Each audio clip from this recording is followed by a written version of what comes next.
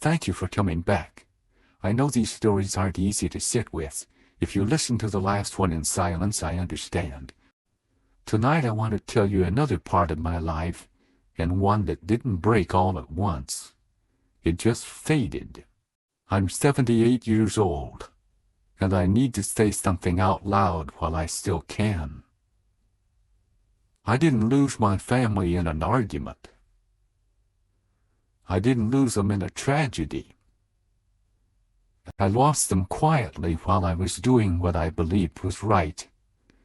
That's the part that took me the longest to understand. From the outside, my life made sense. I was a father, a husband, a provider. I paid the bills. I showed up to work. I did what needed to be done. People trusted me. They respected me. They said my family was lucky. And I believed them. I believed that was love. If you're living the way I lived, busy, responsible, always tired, please listen. Not because I'm wise, because I waited too long, and now I know what that kind of waiting costs.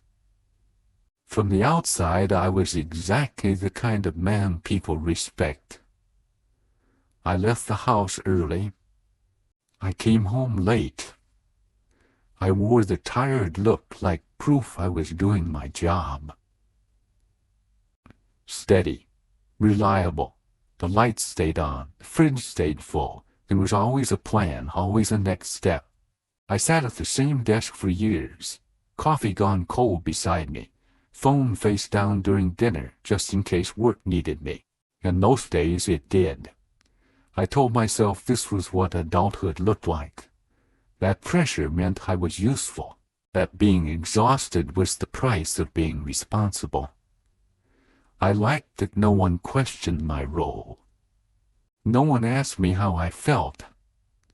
They just said, "He works hard," and nodded. I thought I was building something important, a life that would hold everyone up. Or didn't life. The lie was simple. It sounded responsible. It even sounded loving. Providing is love. Every night when I missed another dinner night, every time I said, "just this week," and meant it. The finish line kept moving. First it was stability, then a little more security, then one last push. There was always a reason it couldn't slow down yet. Here's what I didn't admit back then. I liked being praised for sacrificing. I liked that work needed me more than people did. Work never asked how I was feeling. Bills didn't notice when I was distant. Providing gave me a role that felt clean and clear. Another truth I hate saying out loud. I used work as permission to avoid difficult moments. It was easier to be useful than present. I told myself I was doing it for them. I didn't notice how comfortable that lie became. The warnings were small. That's why I missed them.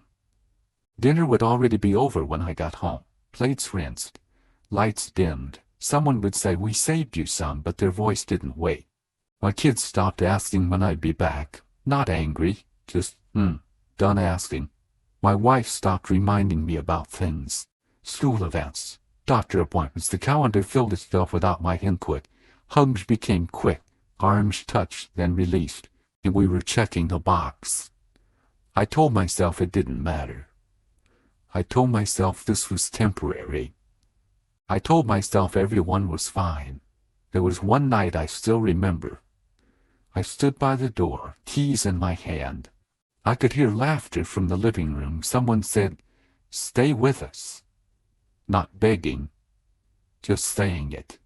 I felt the weight of the day in my shoulders. I said, "Tomorrow will be easier." And I left. Nothing exploded after that. That's what fooled me. The moment that stays with me isn't loud. It's a Tuesday night. Nothing special about it. Rain tapping the window. the TV low in the background. I was sitting at the kitchen table, with my jacket still on, briefcase by my feet. I told myself I'd stay 5 minutes, then check one thing at the office. My child slid a piece of paper across the table. A drawing. Crayons worn down to the paper. Stick figures holding hands. There was an empty space next to them. A smaller figure drawn off to the side. "That's you," they said. Not accusing, just explaining. I smiled. I nodded. I said, "That's nice," and glanced at my watch. I remember the second I stood up, the chair scraping the floor.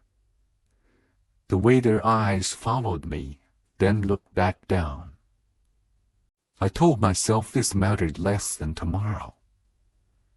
I told myself there would be more drawings. I told myself love didn't disappear that fast. I didn't know that was the night something finished forming. It didn't happen in one dramatic moment. There was no fight, no slam door. It was later. I noticed it when my phone stopped ringing. Not suddenly, just fewer reasons to check it. My hands felt useless at the table. I didn't know where to sit anymore. The chair I always used felt like someone else's. Conversations changed tone, shorter, polite. We were co-workers sharing a space. I wasn't being punished, I just wasn't required. That was the term. When fixing things was no longer an option, I tried stepping in again, offering help that wasn't asked for. It landed awkwardly, like a stranger insisting. One invitation didn't come, then another. Then it felt normal not to expect them. Here's one truth I hate admitting. I trained myself to be absent, then felt offended when no one waited. Another one. I liked being needed on my terms, not theirs. When that stopped, I didn't know who I was. Time doesn't rewind. You can't explain your way back into moments that already learned how to function without you. The house still ran. Everyone adjusted. And that was when it hit me quietly. This wasn't a phase. This was the shape of things now. It took me years to name what had actually happened. I thought I was teaching responsibility. I thought I was setting an example. I thought presence could be replaced by effort. What I see now is smaller and heavier. I didn't teach my family independence. I taught them absence. That's the truth I learned too late. The things that earned nods from the outside world alone. No one remembers the reasons, they remember who was there. And this part matters. That's on me. Unabandoned, I made myself unnecessary. I used to believe love was proven by what I carried. Now I see it's proven by what you sit with. By how often you choose to stay when leaving would be easier. Still, I'm not fully certain. Sometimes I wonder if this trade was unavoidable, if providing always costs something no one talks about. This might not be true for everyone. I only know what it became for me. And knowing it now doesn't undo it. If you're busy right now, you probably think this doesn't apply to you yet. I thought that too. You think you're different because your reasons sound good. I had good reasons. They even thanked me for them. You think it's temporary. That once things calm down, you'll show up more. I kept waiting for calm. It never arrived.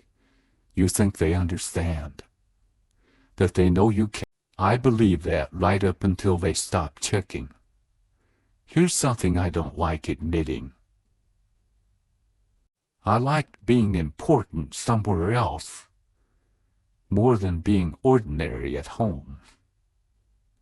I remember watching the clock during dinner, not because I hated being there, because I felt pulled by something that made me feel useful. I see now how small the other choices were. Sitting a few more minutes. Answering later. Staying when leading felt easier. At the time, those choices felt heavy. They asked for attention, patience, emotion, things I didn't know how to give without a reason. You think love can wait until the pressure lifts. I thought love was patient enough to stand still. It doesn't leave loudly when it's tired of waiting. It adjusts. It learns new patterns without you. By the time you notice, nothing looks broken. It just doesn't need you the way it used to. That part happens quietly. I live in a quiet house now. The kind where the clock is louder than the phone. The kind where no one needs anything from me. I sit at the kitchen table some mornings and realize there's no reason to check the time. This is what it looks like when the system works without you. You don't lose people all at once. You lose the small moments first, then the expectation, then the place you used to stand. If you're not careful, you'll end up like me. Not hated, not even resented, just optional. I thought time would slow down when things settled. It didn't. It just kept moving, whether I showed up or not. Time doesn't care about good intentions. It doesn't pause for responsibility.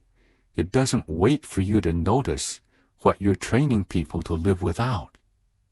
If this stayed with you longer than you expected, you can leave one sentence in the comments. I don't post often. I don't have answers. Say the things I waited too long to say. If you want to hear the rest while there's still time, you can subscribe.